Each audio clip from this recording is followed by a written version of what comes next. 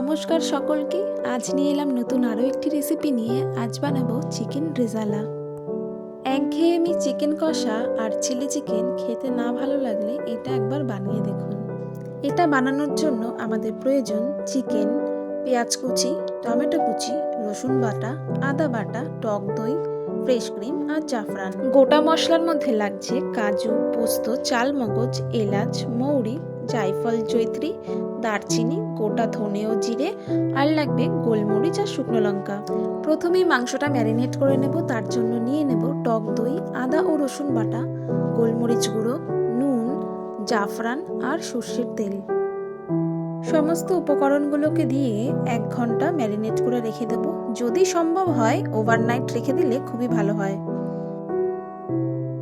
জানেন তো, প্রশংসা পেলে কিন্তু রান্না করার আগ্রহ বেড়ে যায়। যারা খাচ্ছে তারা তো ভালো বলছেই, তবে যারা দেখছেন তারা অবশ্যই কমেন্টে জানাবেন রেসিপিটি কেমন হলো। মাংস ম্যারিনেট হতে থাকুক। অন্যদিকে একটি কড়াইয়ের মধ্যে নিয়ে নেব গোটা মশলাগুলো। শুকনো খোলায় ভেজে এগুলোকে গুঁড়ো করে নেব। এবার কড়াইতে তেল দিয়ে বেশ কিছুটা পেঁয়াজ বেরেস্তা করে তুলে নেব। বেরেস্তা বানানোর সময় ফোনটা আর অন করা হয়নি, তাই ভিডিওটাও নেওয়া হয়নি। পেঁয়াজ বেরেস্তা হয়ে যাওয়ার পর ওই তেলের মধ্যেই দিয়ে দেব গোটা গোলমরিচ আর শুকনো লঙ্কা। দিয়ে দেব তার মধ্যে পেঁয়াজ বাটা। পেঁয়াজটা একটু ভাজা হয়ে এলেই তার মধ্যে দিয়ে দেব আদা ও রসুন বাটা। একটা কথা ঠিক, খাওয়া আর খুন্তি নাড়া এই দুটো কাজ সব থেকে সহজ। কঠিন হলো কাটা, বাটা, ছাটা, মানে সমস্ত উপকরণগুলোকে রেডি করা।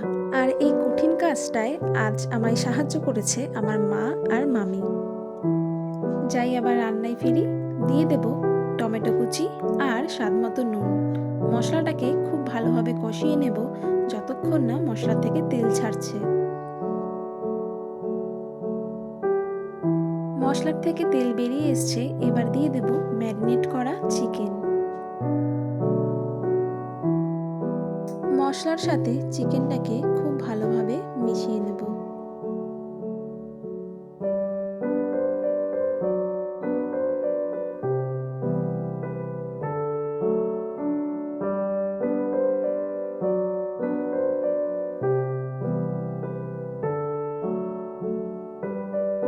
রান্নার টেস্টটা আরও একটু ভালো করার জন্য দিয়ে দেব সামান্য পরিমাণে চিনি। আপনারা চিনিটাকে স্কিপ করে টমেটো সসও ব্যবহার করতে পারেন।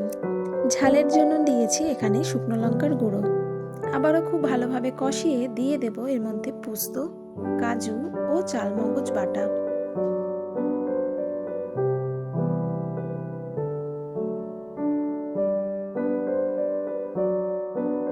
চিকেনের থেকে জল ছাড়তে শুরু করেছে। এই পর্যায়ে দিয়ে দেব পেঁয়াজের বেরেস্তা আর ফ্রেশ ক্রিম।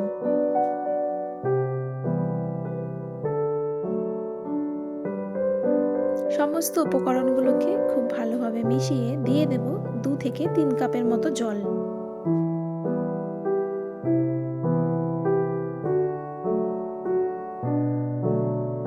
মাংস ফুটে এলেই তার মধ্যে দিয়ে দেব আগে থেকে ভেজে গুঁড়ো করে রাখা মশলা। তৈরি হয়ে গেল আমাদের আজকের রেসিপি চিকেন রেজালা।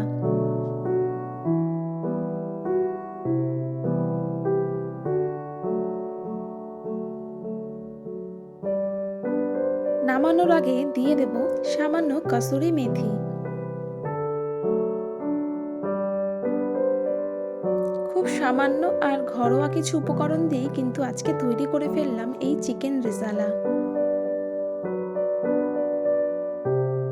রুটি, লুচি, পরোটা অথবা ভাত, ফ্রাইড রাইস, বিরিয়ানি যেটার সঙ্গে খাবেন এই রেসিপিটি খুবই ভালো লাগবে। তাহলে আর দেরি কেন, ঝটপট বানিয়ে ফেলুন আজকের এই রেসিপি চিকেন রেজালা।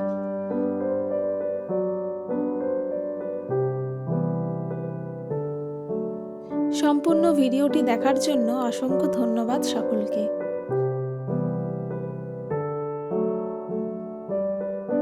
ভিডিওটি যদি ভালো লাগে তবে একটি লাইক, কমেন্ট, শেয়ার ও সাবস্ক্রাইব করে পাশে থাকবেন। উৎসাহ পাবো এগিয়ে চলার।